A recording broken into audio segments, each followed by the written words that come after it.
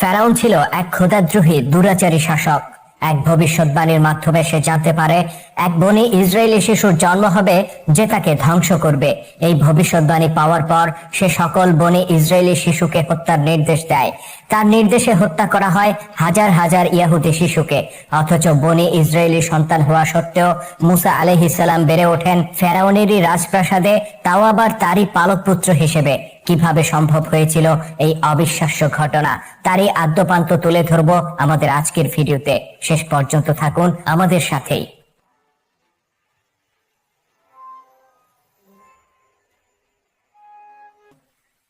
আজ থেকে প্রায় ৩,৫০০ বছর আগের কথা। ওই সময় প্রাচীন মিশরের রাজধানী ছিল পেন্টাটিউক। নীল নদের তীরে গড়ে উঠেছিল এই নগরী। নীল নদের আশীর্বাদে সমৃদ্ধির শিখরে পৌঁছে যায় মিশর। আর পেন্টাটিউকের রাজপ্রাসাদে বসে গোটা মিশর শাসন করত ফেরাউন দ্বিতীয় রামেসিস। সে ছিল অত্যন্ত অহংকারী আর দুরাচারী একজন শাসক। বিশেষ করে ইয়াকুব নবীর বংশধর অর্থাৎ বনি ইসরায়েলিদের প্রতি খুবই নিষ্ঠুর ছিল ফেরাউন। সে বনি ইসরায়েলি সম্প্রদায়কে নিজের দাস হিসেবে গণ্য করত আর তাদেরকে দিয়ে অমানসিক পরিশ্রম করাতো। বনি ইসরায়েলি কোনো ব্যক্তি তার বিরুদ্ধাচরণ করলে তার ভাগ্যে জুটত মৃত্যুর যন্ত্রণা। ফেরাউনের ছিল বিশাল রাজত্ব। শত শত বছর ধরে তার পূর্বপুরুষেরা মিশরকে শাসন করে এসেছে। নির্মাণ করেছে পিরামিডের মতো অতি আশ্চর্যজনক স্থাপনা। গৌরবময় ফারাও সাম্রাজ্যের উত্তরাধিকার হিসেবে ফেরাউন দ্বিতীয় রামেসিস আজ সম্রাট হয়েছে। ফেরাউন দ্বিতীয় রামেসিস পেয়েছে এই বিশাল সাম্রাজ্য পরিচালনায় তার ছিল বিশাল রাজদরবার। সেই রাজদরবারের সভাসদদের মধ্যে গুরুত্বপূর্ণ সদস্য ছিল এক গণক বা রাজ জ্যোতিষী। সে ছিল ফেরাউনের অত্যন্ত বিশ্বস্ত। তার কাছ থেকে নানা ব্যাপারে পরামর্শ নিত ফেরাউন। সেই গণক একদিন তাকে জানায়, মহারাজ, আমি আপনার জন্য এক দুঃসংবাদ বয়ে এনেছি। ফেরাউন বলে, নির্ভয়ে বলো, কি সেই দুঃসংবাদ? গণক বলে, আমি গ্রহ নক্ষত্রদের অবস্থা নির্ভুলভাবে গণনা করেছি। শাস্ত্রের যত জ্ঞান আমার রয়েছে তার কোনো কিছুর প্রয়োগ করতে বাদ রাখিনি, কিন্তু বারবার আমার গণনায় একই ফলাফল আসছে, আর তা খুবই দুঃখজনক। ফেরাউন বলে, আমি জানি তোমার গণনা কখনো মিথ্যা হয় না, সুতরাং ভনিতা না করে সরাসরি বলো তুমি কি জানতে পেরেছ। গণক বলে, শীঘ্রই এক বনি ইসরায়েলি সন্তান জন্ম নেবে যে আপনার জন্য ক্ষতিকর হবে। ফেরাউন বলল, তারা তো আমার দাস, তারা এতটাই দুর্বল যে আমার চোখের দিকে তাকিয়ে কথা বলতেও ভয় পায়। গণক বলে, কিন্তু এই শিশু হবে খুবই সাহসী আর ঐশী মদত প্রাপ্ত। ফেরাউনের কপালে চিন্তার ভাঁজ দেখা দেয়। সে বলে, সে আমার কতটা ক্ষতি করতে পারবে? গণক আমতা আমতা করে বলে, আমার গণনা অনুযায়ী সে আপনার ধ্বংসের কারণ হবে। গণকের এই কথা শুনে ফেরাউন খুব অস্বস্তির মধ্যে পড়ে যায়। এক বনি ইসরায়েলি শিশু কিভাবে তার মতো ক্ষমতাধর ব্যক্তির ধ্বংস ডেকে আনতে পারে তা সে কিছুতেই বুঝতে পারছিল না। কিন্তু রাজ জ্যোতিষীর গণনাও অব্যর্থ। আজ পর্যন্ত তিনি যত ভবিষ্যৎবাণী করেছেন তার কোনোটাই নিষ্ফল হয়নি। গণকের এই ভবিষ্যৎবাণী ফেরাউনের রাতের ঘুম কেড়ে নেয়। পরদিন ফেরাউন তার রাজ কর্মচারীদের জরুরি সভা আহ্বান করে। সে সকলের উপস্থিতিতে এই আদেশ জারি করে, আজ থেকে বনি ইসরায়েলিদের ঘরে যত শিশুর জন্ম হবে সবাইকে হত্যা করবে। একটি শিশুও যেন প্রাণে বাঁচতে না পারে। কোনো ইসরায়েলি যদি এতে বাধা দেয় তাহলে তাকেও হত্যা করবে। ফেরাউনের নির্দেশ জারির পর তার সেনারা বনি ইসরায়েলিদের ঘরে ঘরে হামলা চালায়। যখনই কোনো ইয়াহুদি ঘর থেকে বাচ্চার কান্নার আওয়াজ পাওয়া যেত তারা ছুটে যেত আর তাকে তলোয়ারের খোঁচায় হত্যা করত। কখনো আবার বাবা মায়ের কাছ থেকে সদ্যজাত শিশুকে কেড়ে নিয়ে তারা নীল নদে ছুঁড়ে ফেলতো। তাছাড়া কোনো ইহুদি পরিবার যেন লুকিয়ে নিজের সন্তানকে লালন পালন করতে না পারে সেজন্য ফেরাউন গুপ্তচর নিয়োগ করে। গুপ্তচরেরা গোপনে কাজ করে যায় আর এভাবে চলতে থাকে বনি ইসরায়েলিদেরকে নির্বংশ করে দেওয়ার আপ্রাণ চেষ্টা। এই যখন অবস্থা তখনই এক পুণ্যময় ইহুদি পরিবারে জন্ম নেন হযরত মুসা আলাইহিস সালাম। তার পিতার নাম ছিল হযরত ইমরান আর মায়ের নাম ছিল হযরত ইয়াকাবাদ।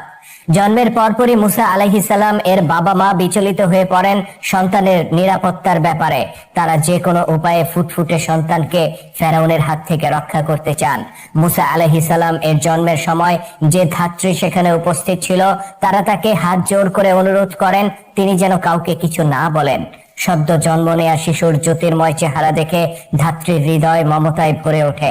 তিনি এ ব্যাপারে কাউকে কিছু না বলার প্রতিশ্রুতি ব্যক্ত করেন। শিশু মুসা আলাইহিস সালামকে তার বাবা মা অত্যন্ত গোপনে 3 মাস ধরে লালন পালন করেন। কিন্তু শিশুদের স্বভাবই হচ্ছে তারা আওয়াজ করবে, কান্না করবে, হাসবে, খেলবে। এই অবস্থায় এক জলজ্যান্ত মানব শিশুকে কতদিন গোপন রাখা যায়? সুতরাং যে কোনো সময় ফেরাউনের গুপ্তচরেরা এটা জেনে ফেলবে, এটাই স্বাভাবিক। সন্তানের নিরাপত্তার কথা ভেবে বাবা মায়ের হৃদয় যখন ব্যাকুল হয়ে পড়ে, তখন মুসা আলাইহিস সালাম এর মায়ের কাছে আল্লাহর পক্ষ থেকে আসে ঐশী নির্দেশ। পবিত্র কোরআনে আল্লাহ তাআলা বলেন, মুসার জননীর কাছে ওহী পাঠালাম, শিশুটিকে বুকের দুধ পান করাও। যখন তুমি এর সম্পর্কে কোনো আশঙ্কা করবে, তখন একে দরিয়ায় ভাসিয়ে দাও এবং ভয় করো না, দুঃখও করো না। নিশ্চয়ই আমি একে তোমার কাছে ফিরিয়ে দেব এবং একে একজন রাসূল বানাবো।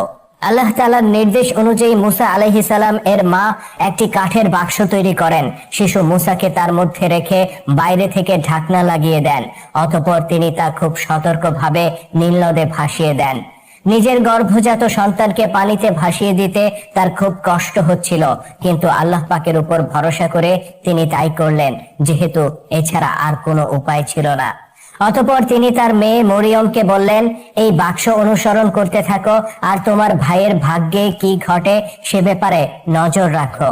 স্রোতের অনুকূলে শিশু মুসাকে নিয়ে বাক্সটি ভেসে যেতে থাকে আর মরিয়ম কিছুটা দূরত্ব বজায় রেখে তার পিছু পিছু অগ্রসর হতে থাকে। অবশেষে সেই কাঠের বাক্স এসে ঠেকে ফেরাউনের রাজপ্রাসাদের ঘাটে, যেখানে প্রাসাদের নারীরা গোসল করত। কয়েকজন দাসী সেই বাক্সটি তুলে নেয় এবং ফেরাউন ও তার স্ত্রী আসিয়ার সামনে পেশ করে। হযরত আসিয়া বাক্স খোলার পর শিশু মুসাকে দেখে বিমোহিত হয়ে পড়েন। তিনি ছিলেন নিঃসন্তান পুণ্যবতী এক নারী। ফুটফুটে এই শিশুকে দেখে তার মাঝে জেগে ওঠে মাতৃত্বের হাহাকার। তিনি বহু বছর ধরে এক সন্তানের জন্য মহান প্রভুর দরবারে ফরিয়াদ করেছেন। আজ এই শিশুকে পেয়ে তিনি বিশ্বাস করতে শুরু করেন, সন্তানের অভাব পূরণ করতে মহান প্রভুই একে তার কাছে পাঠিয়েছেন। তিনি একে নিজের সন্তান হিসেবে বড় করে তোলার ইচ্ছা প্রকাশ করেন, কিন্তু আপত্তি জানায় ফেরাউন। তার মনে এই সন্দেহ ঘিরে ধরে যে এই শিশু কোনো বনে ইসরায়েলি ঘরের সন্তান, সে একে হত্যা করতে চায়। কিন্তু ফেরাউনের স্ত্রী হওয়া সত্ত্বেও হযরত আসিয়া ছিলেন এক পুণ্যবতী নারী। তিনি বলেন, তুমি বিনা কারণে একে হত্যা করতে পারো না। এই শিশু আমাদের সন্তানের অভাব পূরণ করতে পারে, সে আমাদের হৃদয়ে প্রশান্তি এনে দিতে পারে। তুমি একে হত্যা না করে বরং নিজের সন্তানের মতো বড় করে তোলো, যেন সে কখনো তোমার বিরুদ্ধাচরণ না করে। ফেরাউন তার স্ত্রীর কথায় কিছুটা প্রভাবিত হয়। তাছাড়া শিশু মুসার ফুটফুটে নিষ্পাপ চেহারাও তাকে মুগ্ধ করে। অবশেষে সিদ্ধান্ত হয় এই শিশুকে সন্তান হিসেবেই তারা বড় করে তুলবে। হযরত আসিয়া শিশুটির নাম রাখেন মোসেস বা মুসা।